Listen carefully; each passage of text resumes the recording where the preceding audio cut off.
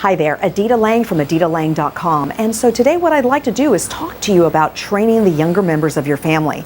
So here's the thing.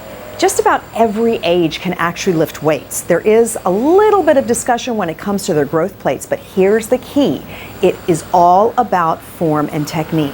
If you can get a child to completely control their movements and keep their posture perfect, you can get them to lift weights. But it's going to take a little bit of parent patience and a little bit of time before they can actually increase the weight. So for adults, I always say you want to do 8 to 10 reps, and when you can do 12 or more, you increase weights. For kids, totally different story. You want to start them off with almost no weight. I like to use cans, so like cans of beans or something, and have them really just go through the movement. And again, the key is for them to be able to do a set basically of 10 repetitions, but completely controlled. Completely controlled. Most kids will be like, oh, and they're trying and they're really working it hard and their body's coming out of shape. And so we just have to reiterate the good form and technique.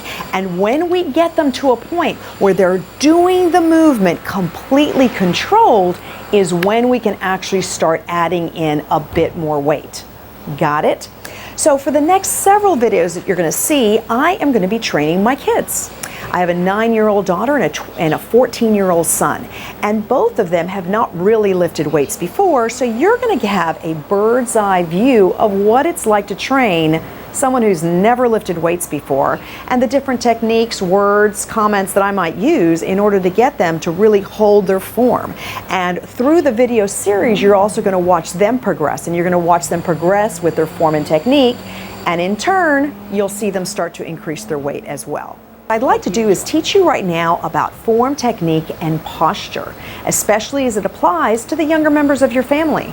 Here's the thing, our posture, our body lines up. If you think of your spine as little building blocks, the key is to line up our body weight so it sits right centered over everything. And this same posture would apply if they're lying down on the floor, sitting in a chair, or standing. So we want to make sure they get it right. Now with that said, your shoulders will go back and down, which ends up pulling your head back so that your ears are right over your shoulders. In the same note, then your chest rises slightly and you pull in from your abdominals right at your rib cage. This centers your spine and keeps everything nice and even.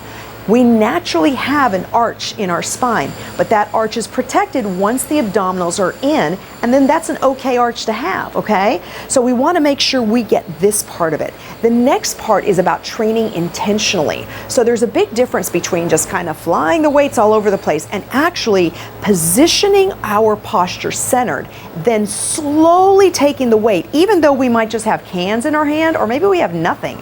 But even if we have nothing, you want to think of the muscle that you're working, position your body, and then pretend that the weight is heavier than it is so that you actually contract the muscle at the same time. That is the key to intentional training. When you can intentionally train, your benefits and success is going to skyrocket, okay? And now, got to tell you, this applies to the adults as well.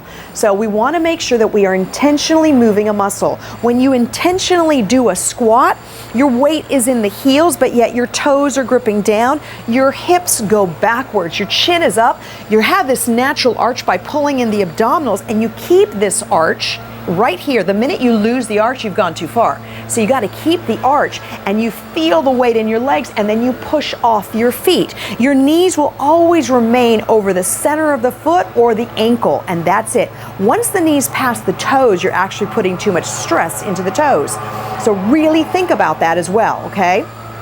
So intentionally training, you want to feel your weight go back and push off your entire foot to go up. The same as if you're in a lunge position. A lunge position is basically creating two 90-degree angles, one here and one back there. From there, you're going to contract this glute to pull yourself up, and you're going to utilize this front leg to control yourself down. Okay, so these are the little tips and tricks that I want to teach you so that you can share them with the younger members of your family. Enjoy the videos.